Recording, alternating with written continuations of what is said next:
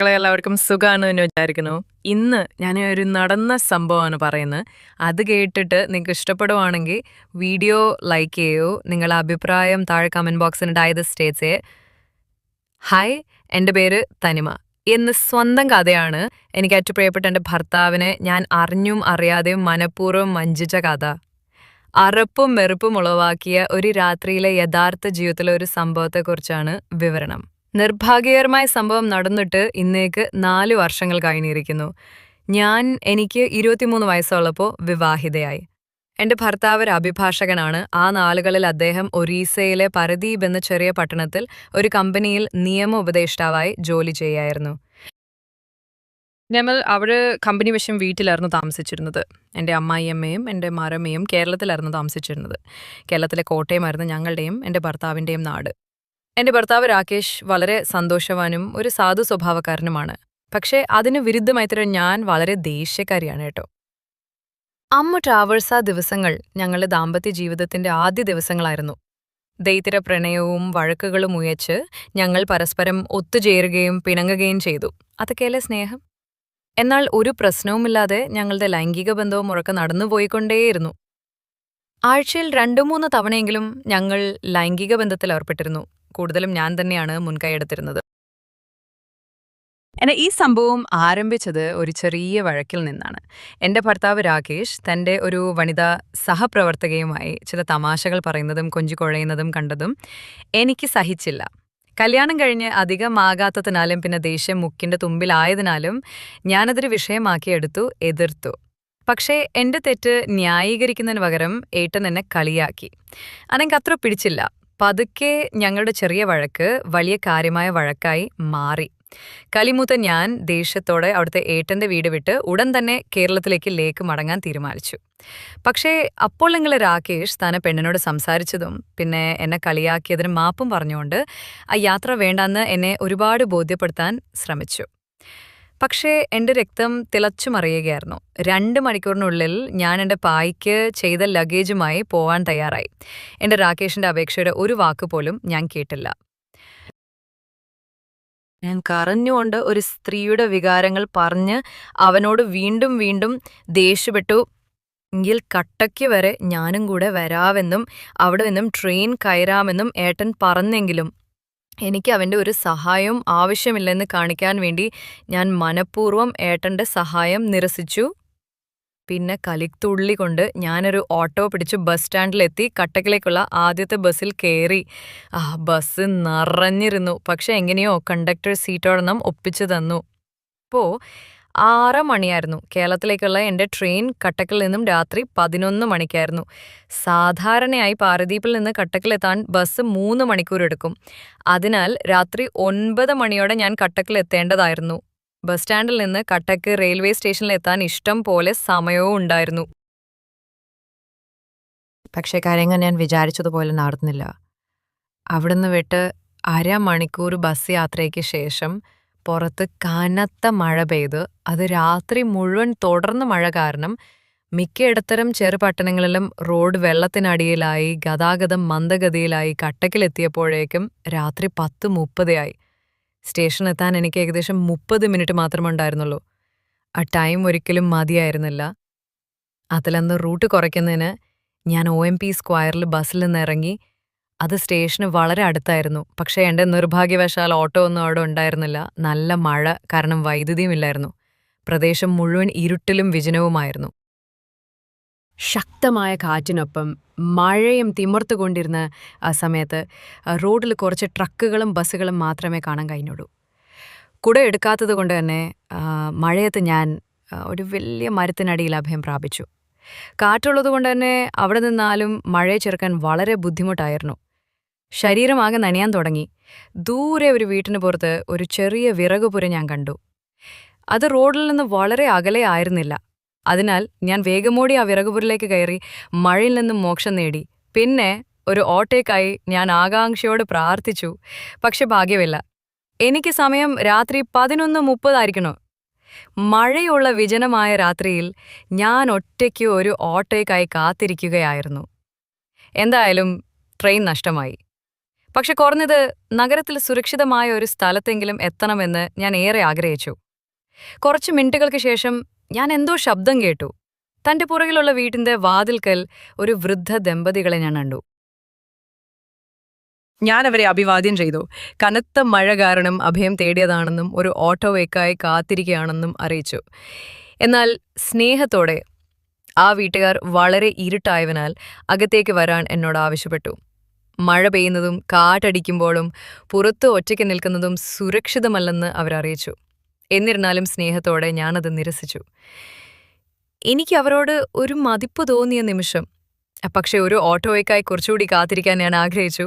അതിനാൽ തന്നെ നിറപുഞ്ചിരി നൽകിക്കൊണ്ട് മാന്യമായി തന്നെ അവരെ പറഞ്ഞുവിട്ടു. അരമണിക്കൂർ കൂടി കഴിഞ്ഞു. ഓട്ടോ പോയിട്ട് ഒരു ബൈക്ക് പോലും അതിലേ വന്നില്ല. വീട്ടമ്മ വാതിൽക്കൽ വീണ്ടും പ്രത്യക്ഷപ്പെട്ട് അകത്തേക്ക് വരാൻ ആവശ്യപ്പെട്ടു. ഞാൻ മനസ്സിലാമനസ്സോടെ അത് സ്വീകരിച്ചു. അല്ലാതെ എനിക്ക് മറ്റു മാർഗങ്ങളൊന്നുമില്ലായിരുന്നു.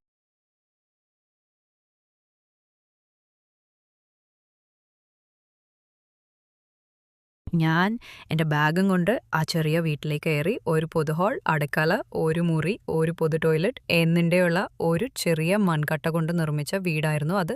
ദമ്പതികൾ അവരുടെ ഏക മകനോടൊപ്പമാണ് താമസിച്ചിരുന്നത്. അവൻ എൻ്റെ പ്രായക്കാരനായിരുന്നു. ഏറിപ്പോയാൽ ഒരു 24 വയസ്സ്. അവരുടെ ഗെറ്റപ്പുകളും വീടിൻ്റെ അവസ്ഥയും നോക്കിയാൽ അവർ കൂലിപ്പണിക്കാരാണെന്നും താഴ്ന്ന സമുദായത്തിൽപ്പെട്ട ആൾക്കാരനാണെന്നും വ്യക്തം. അവിടുത്തെ മൂത്ത കാർന്നോർ റഹ്മാൻ, ആ വൃദ്ധന് 50 വയസ്സ്. ഭാര്യ ആയിഷ ബിഗം 40 വയസ്സായിരുന്നു. ആ കാർന്നോര് നീണ്ട താടിയും മീശയുമായി നിൽക്കുന്നത് കണ്ടതും അല്പം മതവിശ്വാസിയായി എനിക്ക് തോന്നി. ഒരു പാവം മനുഷ്യൻ. അർദ്ധരാത്രിയിൽ ഒരു സ്ത്രീ ഒറ്റയ്ക്ക് യാത്ര ചെയ്യുന്നത് സുരക്ഷിതമല്ലാത്തതിനാൽ രാവിലെ വരെ അവിടെ വിശ്രമിക്കാൻ റഹ്മാൻ അങ്കിൾ എന്നെ നിർബന്ധിച്ചു. അതിരാവിലെ തന്നെ എന്നെ സ്റ്റേഷനിൽ എത്തിക്കുമെന്ന് അദ്ദേഹം ഉറപ്പു നൽകി. അമ്മായി വൃദ്ധ എന്നോട് ഭക്ഷണം വേണോന്ന് ചോദിച്ചെങ്കിലും ഞാൻ കഴിച്ചെന്നു കള്ളം പറഞ്ഞുകൊണ്ട്. അത് വിസമ്മതിച്ചു. പിന്നെ അവരെന്നോട് ആ ഒറ്റ മുറിയിലെ ഒരു കട്ടിലിൽ വിശ്രമിക്കാൻ ആവശ്യപ്പെട്ടു. എന്നാൽ അവരുടെ മകൻ അത് മോശമാണെന്നും അതിഥിക്ക് കിടക്കാൻ ഹാളിലെ കട്ടിലാണ് നല്ലതെന്നും പറഞ്ഞുകൊണ്ട് അവരെ വിലക്കി. റഹ്മാനും സന്തോഷത്തോടെ അത് ശരിവെച്ചു. ലൈൻ ബാക്ക് ഒരു ഡബിൾ കോട്ട് കട്ടിലിൽ പഴയ ഉണ്ണക്കിടക്കയായിരുന്നു. അതിനു മുകളിലായി ഒരു നേർത്ത വൈറ്റ് ബെഡ്ഷീറ്റ് വിരിച്ചിരിക്കുന്നു. വീണ്ടും നീര ഉള്ളിലേക്ക് മൊത്തം നോട്ടം പായിച്ചു. അവർക്ക് കുറച്ച് സാധനങ്ങൾ മാത്രമേ അവിടെ ഉണ്ടായിരുന്നുള്ളൂ. ആ കിടക്ക എനിക്ക് വാഗ്ദാനം ചെയ്തുകൊണ്ട് ആ പാവങ്ങൾ അവരുടെ സുഖസൗകര്യങ്ങൾ ത്യജിച്ചു. കഷ്ടം. എനിക്ക് മനസ്സിലൊരു വിങ്ങൽ അനുഭവപ്പെട്ടു. എങ്കിലും വളരെ ക്ഷീണവും ഉറക്കവും തോന്നിയതുകൊണ്ട് മറ്റു മാർഗമില്ലാതെ ഞാൻ കിടക്കയിൽ കയറിയിരുന്നു. ആയിഷ ഉമ്മ ആ ചെറിയ മുറിയിലേക്ക് കിടക്കാൻ പോയി. ആ അമ്മാവനും മകൻ റിയാസും ഒരേ ഹാളിൽ വെവ്വേറെ നിലത്ത് പായ വിരിച്ചു കിടന്നു. എന്റെ സ്വകാര്യതയ്ക്കായി അവർ നേരത്തെ തന്നെ ഹാളിനുള്ളിൽ എന്റെ കട്ടിലിന് താഴെ ഒരു പഴയ സാരി വലിച്ചു കെട്ടിക്കൊണ്ട് കർട്ടൻ ഉണ്ടാക്കി വെച്ചിരുന്നു.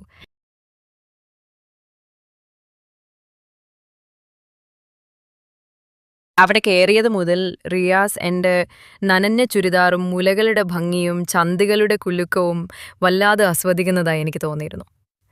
അവന്റെ കണ്ണുകളിൽ എന്നോട് കാമം കത്തി ജലിക്കുന്നത് ഞാൻ കണ്ടു. പക്ഷേ റഹ്മാനും ആയിഷയും ഉള്ളതുകൊണ്ട് തന്നെ അവന്റെ ഒരു നിഴൽ പോലും എൻ്റെ മേലെ വീഴില്ലെന്നോ എനിക്ക് പൂർണ്ണ ബോധ്യമുണ്ടായിരുന്നു. അല്ലേലും എനിക്ക് ഈ വക നോട്ടങ്ങൾ പരിചിതമാണ്. എൻ്റെ ശരീരത്തെ കൊതിക്കുന്ന പുരുഷന്മാരും നല്ല ഞെടിപിരിയൻ ചരക്കെന്നുള്ള കമൻറ്റും പലപ്പോഴായിട്ട് ഞാൻ കണ്ടിട്ടും കേട്ടിട്ടുമുണ്ട്. എന്തിനു പറയുന്നു, എൻ്റെ ഭർത്താവ് പോലും ചില സമയത്ത് എൻ്റെ ശരീരത്തെപ്പറ്റി പുകഴ്ത്തി പറയാറുണ്ടായിരുന്നു. മോള് ഡ്രസ്സ് മാറ്റുന്നില്ലേ, വല്ലാതെ നനഞ്ഞിനില്ലേ.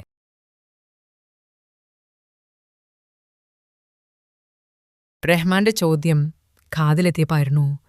ഞാൻ എന്നെ ശ്രദ്ധിച്ചാൽ തന്നെ എൻ്റെ പരിങ്ങൾ കണ്ടിട്ടാവണം. അവർ രണ്ടുപേരും പതിയെ വീട്ടിൻ്റെ പുറത്തേക്ക് ഇറങ്ങി. ഞാൻ വേഗം തന്നെ ബാഗ് തുറന്ന് ഒരു റെഡ് സ്ലീവ്ലെസ് ബനിയൻ നൈറ്റി എടുത്തുകൊണ്ട് ഇട്ടിരുന്ന ചുരിദാർ അതിവേഗം ഊരി മാറ്റി ആ നൈറ്റി ധരിച്ചു. കുനിഞ്ഞുകൊണ്ട് പാവട ബാഗിൽ നിന്ന് നോക്കുമ്പോൾ അവർ അകത്തേക്ക് വന്നിരുന്നു. ഞാൻ വേഗം കട്ടിലിൽ കയറി കിടന്നു. ഞാൻ കിടന്നെന്നുറപ്പാക്കിയ ശേഷം റഹ്മാൻ വിളക്ക് കെടുത്തി.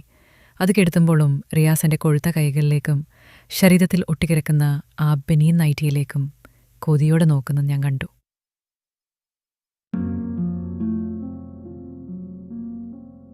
ആ മണ്ണെണ്ണ വിളക്കിൻ്റെ തിരിയണഞ്ഞതും ആ ഹാൾ പൂർണ്ണമായി ഇരുട്ടിലായി.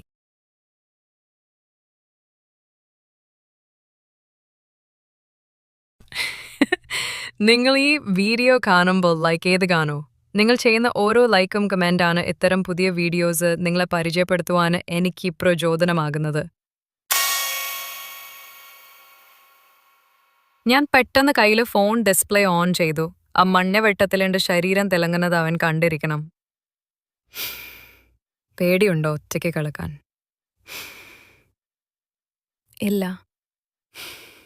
റിയാസിന്റെ ചോദ്യം, നിങ്ങൾ സിനിമാ നടിയാണോ? വീണ്ടും മിണ്ടാണ്ട് കിടക്കളിമാറ്, പെണ്ണുറങ്ങട്ടെ, ക്ഷണം കാണും. റഹ്മാൻ അവനോടായി പറഞ്ഞു അകത്തു. ആയിഷാമ്മ ഉറക്കം വലിയും തുടങ്ങി.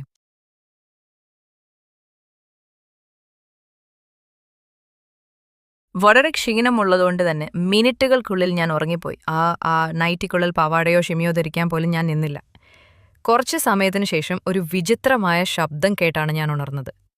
ഞാൻ ചുറ്റും നോക്കിയപ്പോൾ പൂർണ്ണമായും ഇരുട്ട് തന്നെയായിരുന്നു. ചുറ്റും ഒന്നും കാണാൻ കഴിഞ്ഞില്ല. പക്ഷേ ആരുടെയോ കൈ എൻ്റെ കൊഴുത്ത കാലുകളിലുണ്ടെന്ന് എനിക്ക് തോന്നി. അയാളുടെ ഉദ്ദേശം ആ സ്വർണ്ണപാദസ്വരമാണോ? ഏയ് അല്ല, അതിൽ പതുക്കെ ഒന്ന് തലോടുക മാത്രമേ ചെയ്തുള്ളൂ. ഞാൻ ഞെട്ടിയുണർന്നപ്പോൾ ആ കൈകൾ അയാൾ പിൻവലിച്ചിരിക്കുന്ന അകത്തു. ആ ഉമ്മയുടെ കുറക്കം വലി ശക്തമായി തന്നെ കേൾ.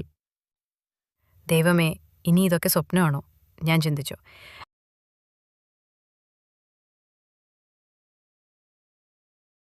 തീർച്ചയായും കണ്ടിരിക്കേണ്ട അജയ്ത്ത് സ്പടങ്ങളെപ്പറ്റി ഞാൻ ഈ ചാനലിൽ പറയുന്നുണ്ട്. ഇതിനു മുൻപ് അപ്ലോഡ് ചെയ്തിരിക്കുന്ന വീഡിയോസ് ചെക്ക് ചെയ്യാമെങ്കിൽ ആ പ്ലേസ് നിങ്ങൾക്ക് കാണാവുണ്ട്. അത് മാത്രമല്ല, ഒരു ചെലവുമില്ലാതെ നിങ്ങൾക്ക് ഈ സിനിമകൾ എങ്ങനെ കാണുവാൻ സാധിക്കുമെന്ന് കൂടി ഞാൻ അതിൽ പറയുന്നുണ്ട്. അതുകൊണ്ട് നിങ്ങൾ ആ വീഡിയോസ് കൂടി നിങ്ങൾക്ക് ചെക്ക് ഔട്ട് ചെയ്യൂ. പക്ഷേ കുറച്ച് നിമിഷങ്ങൾക്കുള്ളിൽ ആ കൈ വീണ്ടും മുട്ടുകൾ നീഴയുമ്പോൾ ഞാൻ ഉറപ്പിച്ചു, ഇതൊരു സ്വപ്നമല്ല, ആരോ തനിക്കരികിലുണ്ട്. കുതിരി മാറി ഭയന്ന് നിലവിളിക്കാനാലോചിച്ചു, പക്ഷേ എനിക്കെന്തുകൊണ്ടോ കഴിയുന്നില്ല. അവരുടെ സ്ഥികത്തിലും അവിടെ താങ്ങാനുള്ള ഔദാര്യത്തിനും ഇപ്പോഴത്തെ പ്രവൃത്തിക്കുമിടയിൽ ഞാൻ വല്ലാതെ ആശയക്കുഴപ്പത്തിലായി. പിന്നെ ഒരു ധൈര്യത്തിൽ ഞാൻ എൻ്റെ കാൽ മുകളിലേക്ക് വലിച്ചു ഉള്ളിലേക്ക് ചുരുട്ടി.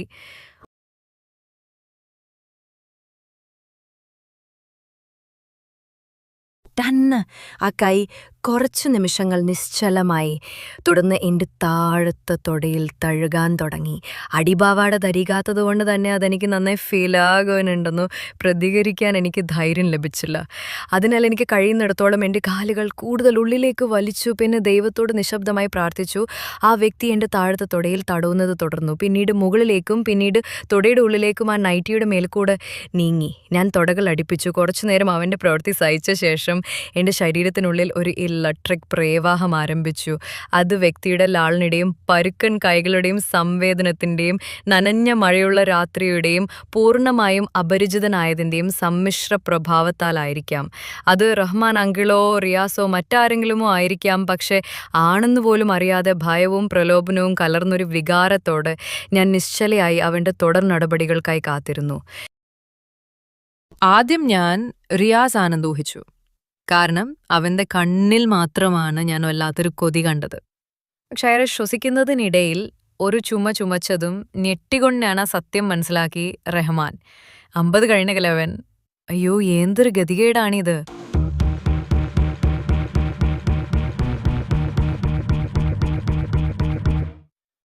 നിങ്ങൾ ഈ ചാനലിലോട്ട് ആദ്യമായിട്ടാണ് വരുന്നതെങ്കിൽ ഇപ്പം തന്നെ ഈ ചാനൽ സബ്സ്ക്രൈബ് ചെയ്യൂ. ഇത്തരം പുതുപുത്തൻ വീഡിയോസ് നിങ്ങൾക്ക് ലഭിക്കാനായിട്ട് വേഗം തന്നെ ഈ ചാനൽ സബ്സ്ക്രൈബ് ചെയ്യൂ.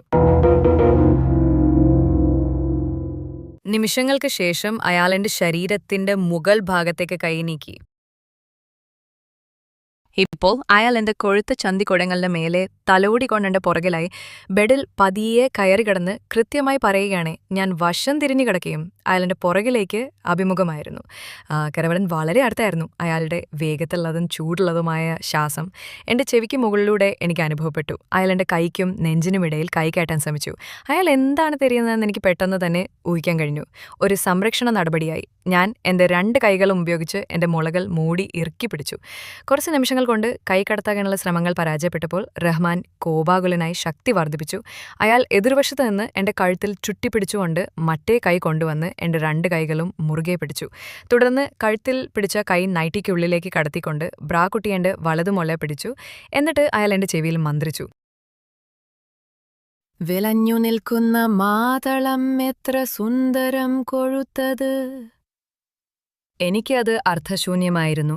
എങ്കിലും നന്നായി അറിയാമായിരുന്നു ഈ കളി എവിടെ അവസാനിക്കുമെന്ന്. വിട്ട് അബ്ബാ ചെറുമുതല ഞാൻ ഒത്തിരി പണകാരി ചിക്കുകളെ കണ്ടിട്ടുണ്ടേലും ഒരുത്തി അടുത്ത് കിട്ടുന്ന ആദ്യമാണ്. പതിയെ മൊഴിഞ്ഞു. എന്റെ മുളയിൽ അയാൾ പിടിച്ചിരിക്കുന്നത് വളരെ മുറുക്കത്തിലായിരുന്നു. എനിക്ക് വേദന സഹിക്കാൻ കഴിഞ്ഞില്ല. ഈ കഥയുടെ 2ാം ഭാഗം വേണമെന്നുള്ളവർ കമന്റ് ചെയ്യൂ. ഞാൻ തീർച്ചയായും അപ്ലോഡ് ചെയ്യുന്നത് ആയിരിക്കും. അപ്പോൾ ഉമ്മ, ബൈ ബൈ.